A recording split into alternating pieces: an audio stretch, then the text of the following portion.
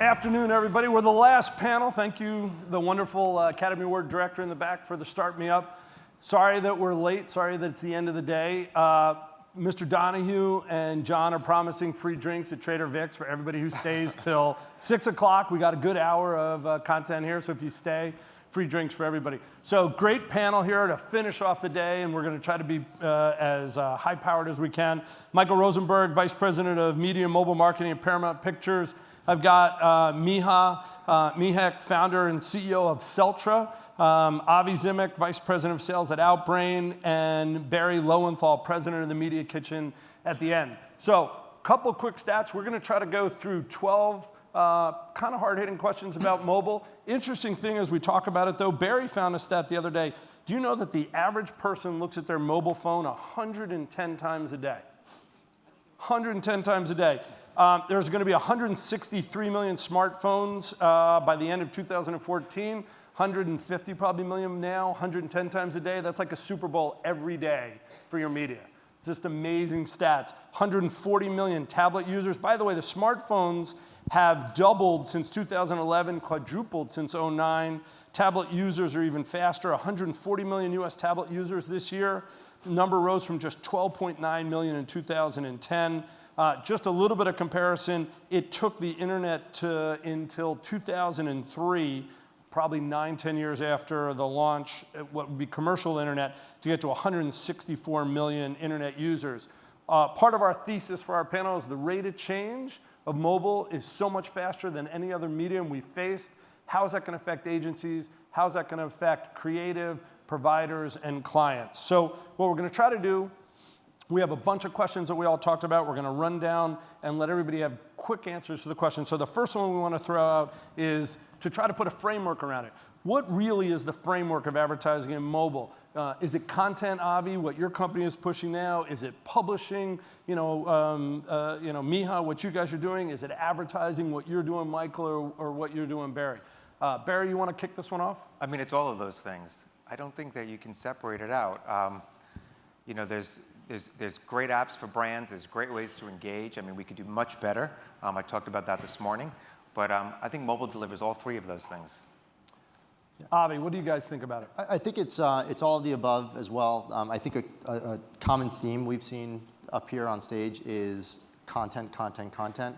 I would argue in the mobile experience, content is even more important. I mean, we work with publishers who are trying to monetize their mobile offerings, and it's difficult. Reason being because brands are having a hard time actually adopting to and paying for advertising with the publishers they work with. So yeah, I think the content game is going to be a big play.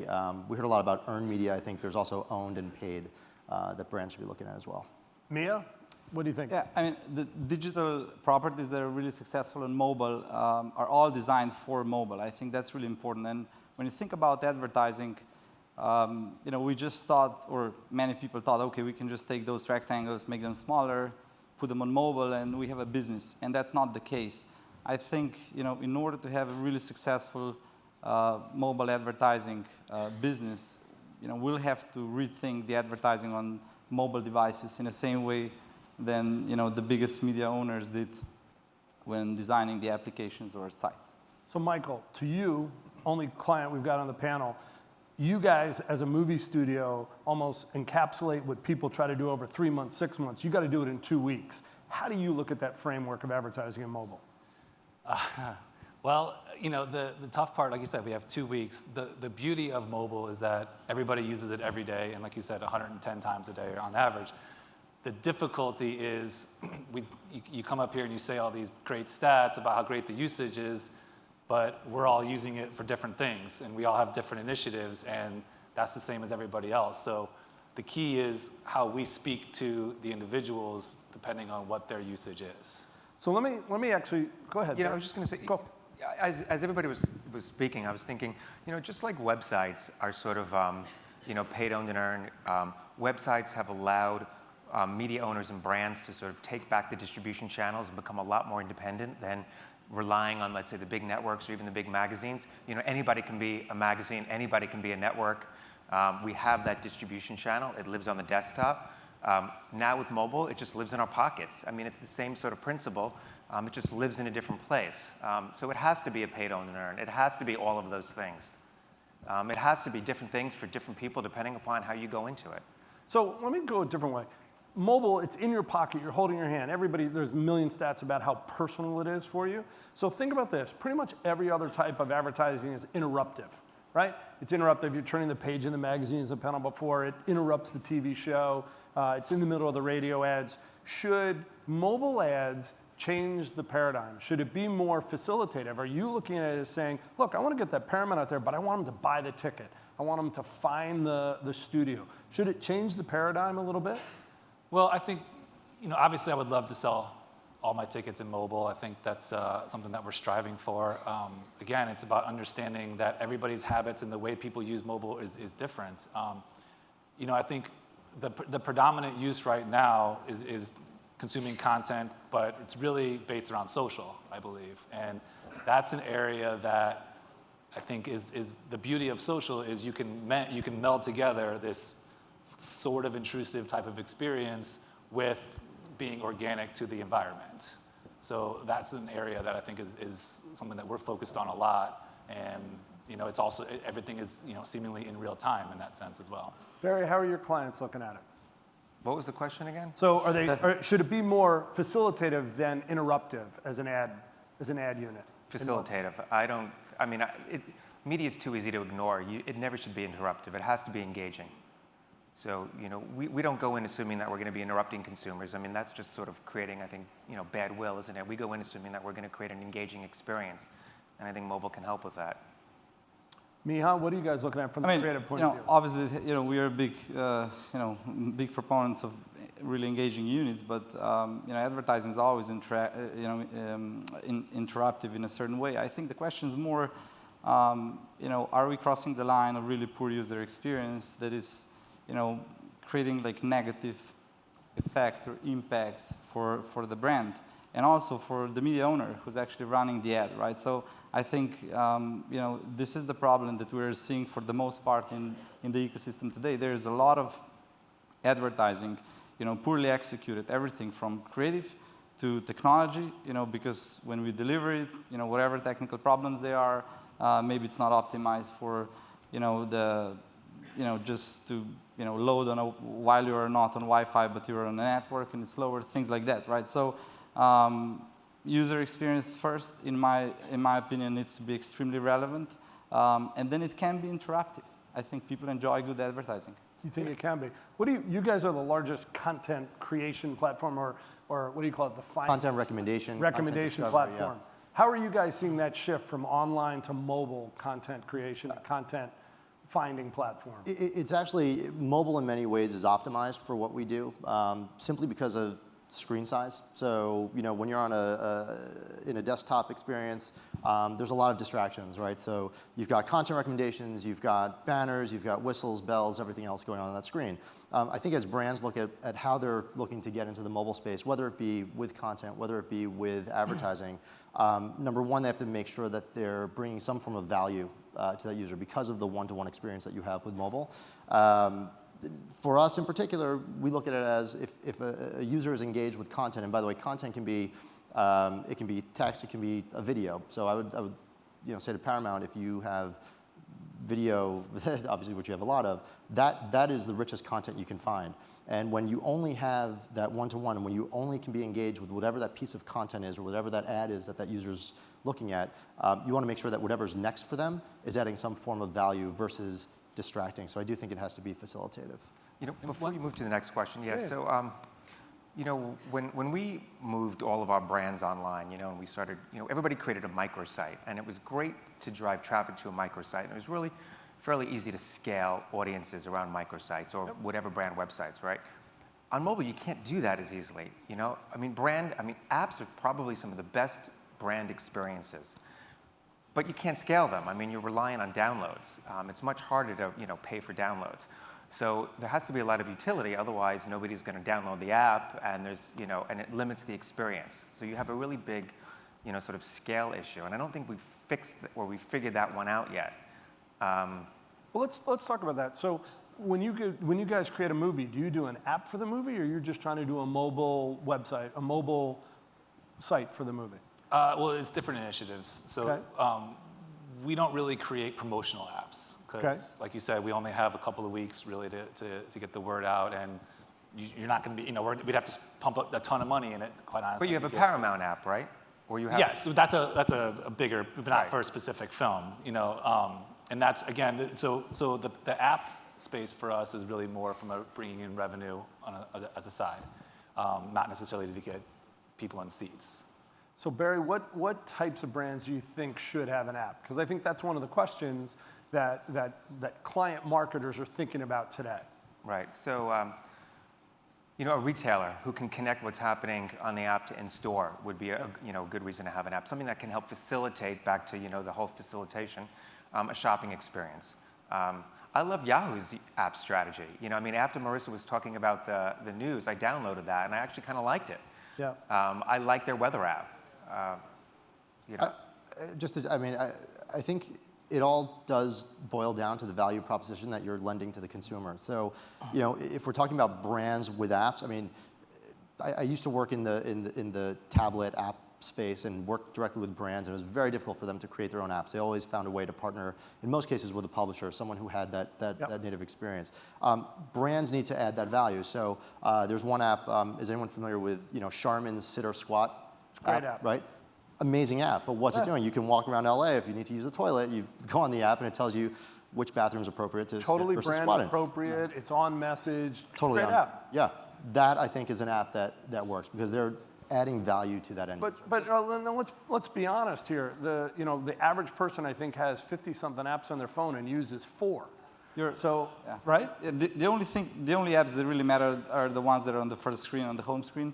So if you talk to people, just ask them to show you the phone and whatever is on the first screen, and that's the stuff they're using. So I think app needs to have a utility. It needs to be something that you'll use often, and it needs to be so good that makes the first screen or maybe the second. Everything beyond that, it's a problem. I think here we have this problem between the web and apps. Everyone agrees that the user experience on the apps is fantastic. We'd love to have this, but when you think about the web, you go through the web and, if you spend, 10, 15 minutes, you go back and take a look at the page count, you can go seamlessly through hundreds of different pages. And so the way, the web is connected really is, in my view, far superior in terms of the user experience and so on. And this is something that, apps actually are kind of missing and limited. So I think the next generation of apps will somehow need to be able to kind of go from one into the other, much more seamlessly. If I can add to that, I think that the data, though, is what we have to look at because, and I don't know the exact statistics on this, but if you look at apps as a whole, I think it represents about 70% of overall mobile usage. Sure. So how do we, those sitting up here, make the experience for Paramount and any other brand here and for consumers in general more seamless going from app to app to app? So we've got this huge ecosystem, and we've only got the only panel for the 2 days talking to mobile. So now let's shift to a hard part, which should be its own panel. Let's talk about measurement.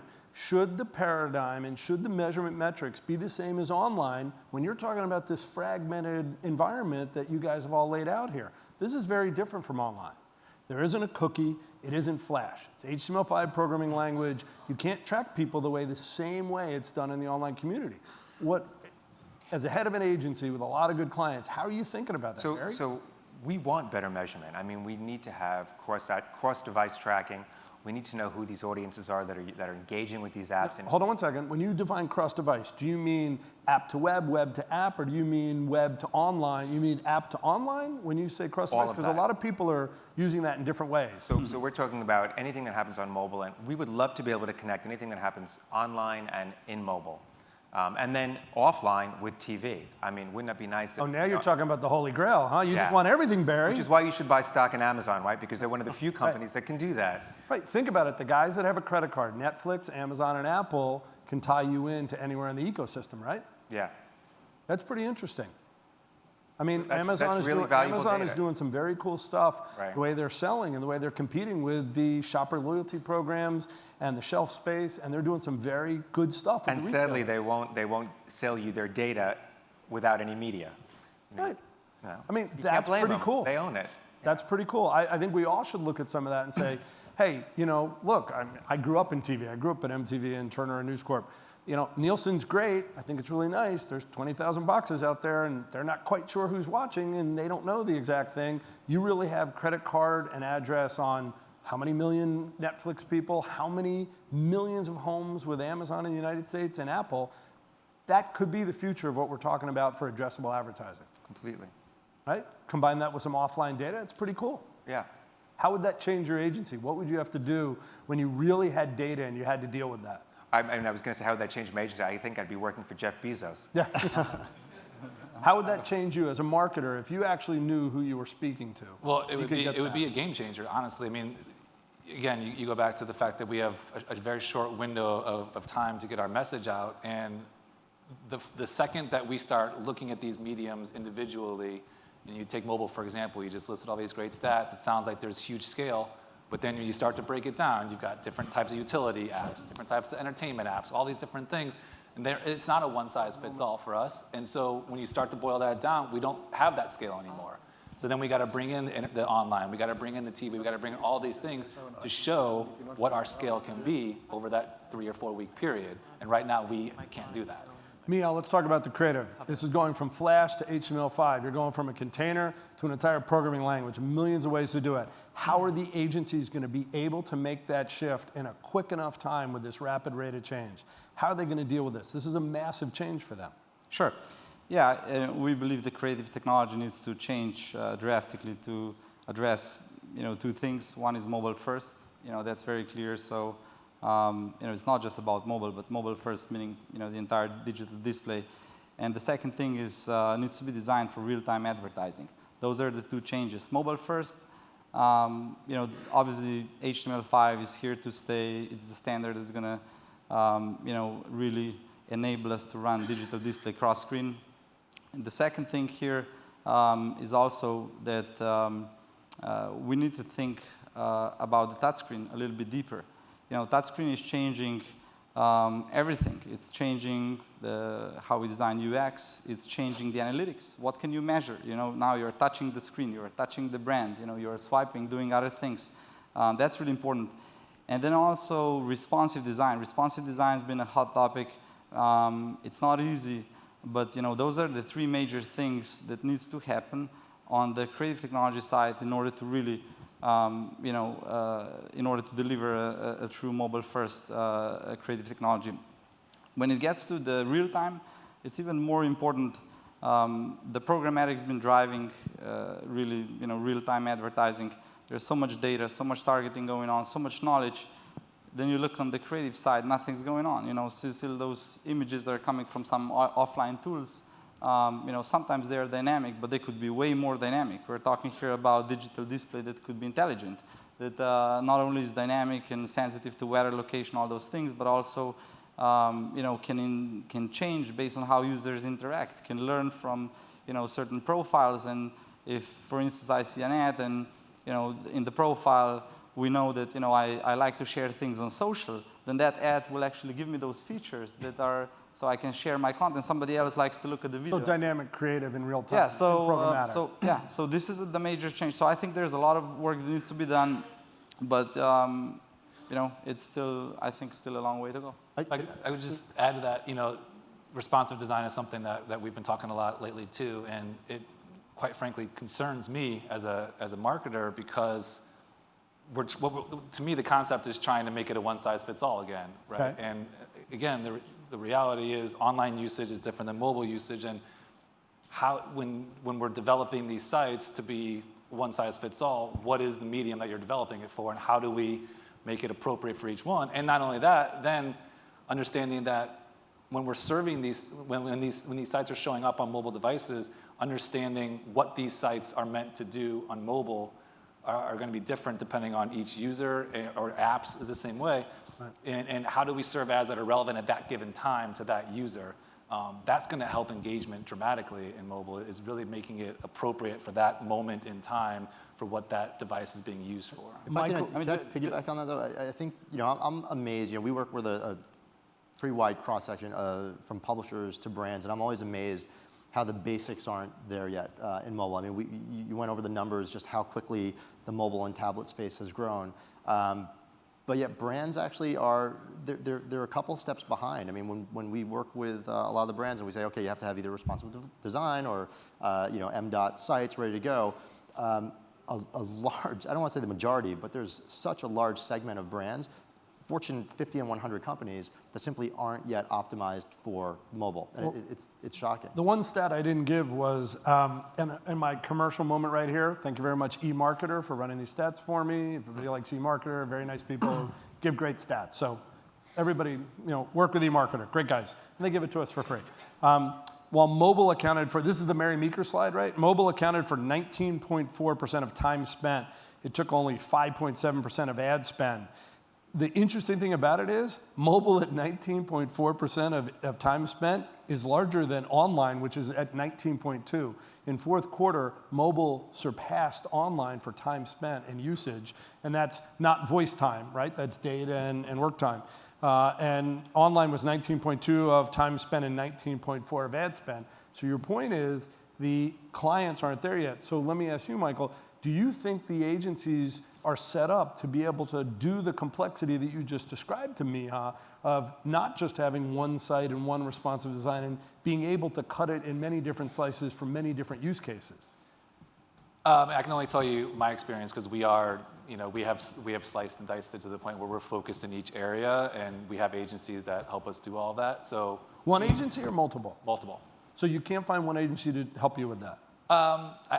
I didn't say you can't. We Okay. we have not actively looked recently because this has been our model for the past couple of years, and we feel we've been ahead of the curve a little bit in terms of optimizing for this space. However, I think naturally, as this space grows and other spaces don't, we've got to figure out a way to all work together on it. Barry, how do you deal with it? So, I'm not trying to be rude, but I just don't think that question matters. I mean, Okay, why? Because so mobile is very new. There are a lot of things that still need to be built out around the entire infrastructure, right? Different agencies are making their way there. Agencies are very, very resilient. We might not build the pipes, but we certainly know how to apply a lot of great creative and strategic, know-how to developing, engaging experiences. And, agencies get there when we have all of the right tools. And slowly but surely, we're gobbling together all of the right tools and getting the right kinds of clients who are willing to experiment and invest in this area. You talked about how the top, what did you say, the top 50 Fortune 500 sites aren't even, mobilized. So you get there. I'm not worried about the advertising industry being able to participate in mobile. I think there's a lot of evidence just right up here that we're all moving in the right direction. Yeah. Let's change. We've done a couple of different things. Let's talk about the consumer. So let's go from the agencies are great at understanding the consumer. So help us out. What do you think the consumer wants on mobile that they don't want on online, or what they want on a different experience? Probably a lot more utility, I would think. Okay. And sadly, probably a lot less advertising. We'll see what happens when the news feed continues to get polluted. Right. We'll see what happens. But I think a lot more utility. A lot more value in that value, time spent versus value equation. So how do you come up with a way to position your clients that gives them that utility and isn't necessarily an eruptive ad, and it's more of a facilitative ad? So there are a lot of, so first of all, mobile doesn't have to do everything. We talked in the beginning about what is, mobile does all three of the things, it's paid, owned, and earned. Right. Sometimes you lean more heavily into the owned section on mobile, and maybe we do a little bit more on the paid and television or whatever it is. We don't think about one channel doing everything. It's an entire immersive experience. Samsung this morning had some amazing experiences, and they were all multi-channel. The reason why the Oscar selfie was so fantastic was because she did it on television, right? That's multi-channel. Totally agree. And the point that Eric Johnson made from ESPN when he was on the cable panel, his top 20 days on mobile, he doesn't even have, right? It's the NFL on Sundays, the ESPN with CBS with the basketball, and that's all on mobile. And that's all around that brand and that ESPN mobile first brand, right? What I think was starting to be really exciting about mobile is that, a few years ago, I don't think mobile was the center of any idea. it was always sort of an add-on. It was experimental. I mean, and you could probably talk a lot more about this. And now it's become a lot more central. Mobile has become central to the idea lives in mobile, and then it's amplified across all other channels. And I think that that's becoming a lot more interesting. And not all of our clients, my clients, are there yet. But more and more of them are, and all of them are talking about, can I have a mobile-centric idea? Or, I'm seeing that my customers are living online, and that shopping is really, really exciting. How can we disrupt or participate in the shopping experience with a big mobile idea? What do you think happens to online? Does online look more like mobile in 2 years? Entirely. I mean, You can run with that one. Look, I think to me, I've been also in this industry now for a couple of years, and at the beginning we all felt like we were always living in some kind of mobile silo. Mobile is an industry. To me, mobile is no industry. Mobile is evolution of internet. That's what it is. It's mobility. We should stop talking about mobile. Everything, every technology today, every company that's developing whatever, they have to think that their users are basically accessing internet on the go. When that Apple laptop, which can't have a cookie anyway, is sitting at the Starbucks, is that the same as this, right? So at the end of the day, today, to me, mobile versus desktop, the difference is only in the operating system, because we all carry laptops around, and the question is just like, what kind of operating system am I using? Because that's the way the analytics works and everything else. But in my view, Windows 8, for instance, is the right direction. Now, it's debatable whether it's too early, whether they can execute, all that kind of stuff. But there is no question that in 2 years from now, the operating systems will power all the screens, and they'll be intelligent enough so they'll adapt to whatever, hardware actually you are using. So, we need to, I think as an industry, we need to just, talk about where the digital display is going and not about are we mobile. That's not the question here. The question is like, how do we, embrace this evolution and, make sure that, the paradigm changes and that, we get the analytics that we need in order to be able to serve across the board and the creative and everything else that gets into this stuff. I think and focused on the user, by the way. So you have to think about, especially how brands are creating creative for the mobile experience. When you're talking about a touch screen versus having a desktop with a monitor and a keyboard, how do you facilitate and morph your creative into working that experience? I think you guys do an amazing job with that, with your advertising. I would argue that you need to think that way with your content also, and we're doing that as a company with our product as well, so that we're making sure that we understand the user and how they're actually interacting with their mobile device, whether it's the smartphone or tablet. Anything to add, Michael? Well, I think it's a difficult question because, one, everybody has a computer at their office. Yep. They sit in front of every day for hours and hours and hours that has a processor in it and that has a hard drive and that can do a lot of things that right now nothing else can do. Right. And I don't know how close we are to morphing those together. So I think that's, as long as that dynamic exists, there's going to be both. But I think, again, I can't stress enough, going back to understanding why somebody's using it when they're using it is, to me, the key. How many times do you see somebody, how many people right now are looking at their phones, checking email? They're probably all bored. Probably, they're all yeah, out there watching email right now. But none of them are probably playing a game. None of them are watching video. None of them are doing anything that has any sound on it. So, from that perspective, but some of them might be seeing ads because they're, checking the weather for later tonight or something that, again, is going to get totally lost. But then there are other times when somebody's sitting down in front of their iPad watching a show for an hour, and that's the person who I believe is going to be engaged and willing to accept advertising.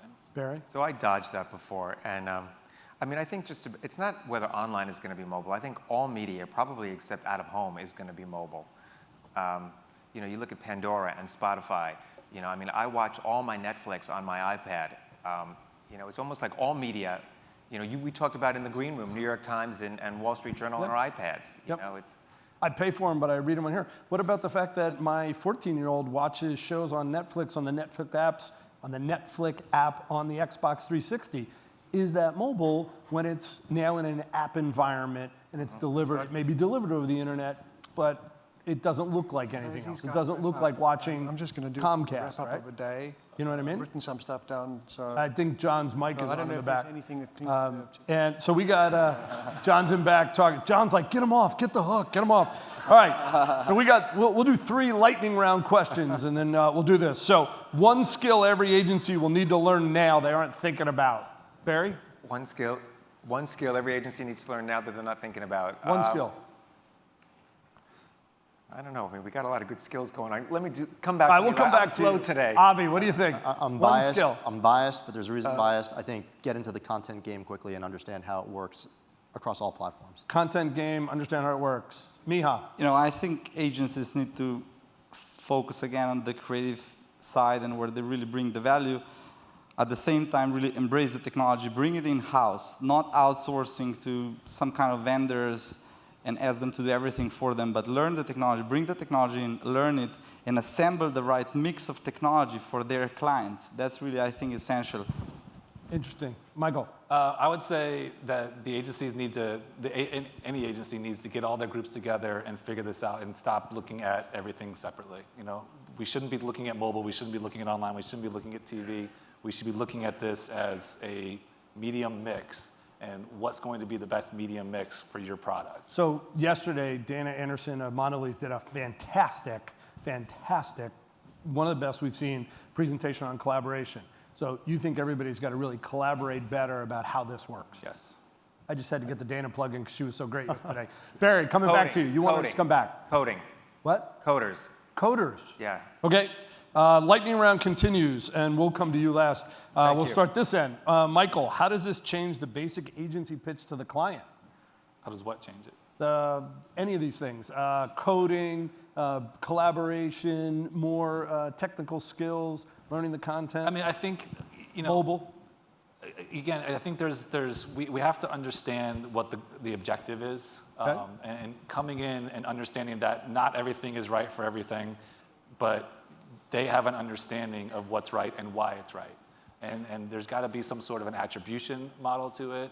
There's got to be some accountability on, in all these spaces. Yep. And I think that's the area that is lacking right now. The accountability is really tough. And for me personally, I have bosses who aren't involved in this space the way that I am, who believe, it's digital, it's time sensitive. We should be able to figure out all these things. I mean, it should be easy, right? I mean, this is the digital age, but the reality is it's not. Okay.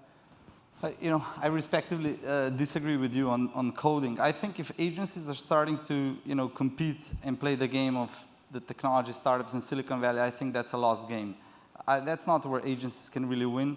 I think agencies need to do what agencies are for. If you go to Silicon Valley, nobody understands the marketing, and even more important, nobody loves marketing. That's the most important. You go there, a lot of people working on marketing technologies, they don't care about marketing. So I think the beauty of the agency is, the people who are there, they believe in creative, or they should believe in creative, they should be storytellers, and it's really the content. Who cares about the technology? The technology needs to become totally seamless. Who's asking today how a TV ad is delivered to the screens? Nobody cares, and there are companies behind. It's about who's the, who came up with the creative idea, who made the entire film or something, together. And that's what agencies need to do, and that will never go away. No matter how many robots we build, no matter what we do, agencies are here to stay as long as you can really deliver this stuff. Avi, how does it change the basic agency pitch? Yeah, I think I don't know if it changes anything. I mean, I think agencies get it. I think they've dealt with change in the industry, whether, you look back 60, 70 years ago and there was print and radio and then television and then the internet and now there's mobile. It's a matter of formulating teams and making sure that they're essentially experts on all of that. So if you're working with a brand, you can't silo the way that you're approaching business. Barry? So 2 things. First off, we talk to every client, every new client now, about programmatic mobile and content. That's what they want to hear about. And then we back it up with our tech stack, and we talk to them about what's in it and how it's flexible. It seems like that's what they really want to hear. All right, last question. You got to go really quick. One major prediction about mobile and its effect on agencies or clients. Barry, you got to go first. You've been punting all day. Come on. You've had a week to prepare, Barry. You know what? I think it's just. Come on, Barry. Prediction time. Don't back out, Barry. It's great. I think agencies do really well whenever there's confusion, right? That's what clients look to us to help make sense of this crazy marketplace. Okay. We are in a crazy marketplace now. There is lots of confusion. Nobody knows what's up and down. So we're in a good space. Avi, one prediction about mobile and its effect on agencies. Barry says they're confused. Or he says the market's confused. Sorry. And so Barry. therefore, we're going to do really well. We're going to do well. The market's confused. You'll do well. I'm sorry, Barry. I feel like this could become the great debate panel again. But no, I think effect on agencies, I think they just need to adopt and adapt more quickly than they have specifically to this medium. How that's going to impact agencies, I think the faster they adapt and adopt will determine their relevancy for their clients. Miha, major prediction? More business for agencies. I think, mobile just another, adds another complexity. It's but also it really adds to more options. You can do storytelling in a more interesting way, and I think that's going to get better with the wearables and everything else that's coming behind, the wave of mobile. So I think that's all great for agencies, more business. Michael, last word for the client on the panel. I kind of feel like I keep saying the same thing, but it's understanding that all these new mediums that are popping up or spaces and that not very many people know about, it seems like the reaction is, okay, well, let's get a team in place to focus on that. And what ends up happening is they focus on that and nobody else does. And so it ends up being this, again, this kind of silo effect of planning on their own, or creating on their own. And so I think it ultimately has to be building the entire team, whoever it is, to be able to understand this whole ecosystem. My one prediction is next year at the 4A's, there'll be more than one panel on mobile in the 2 days of the 4A's transformation. Thank you, everybody. Appreciate it. Staying with us late in the day. John Montgomery, it's all yours.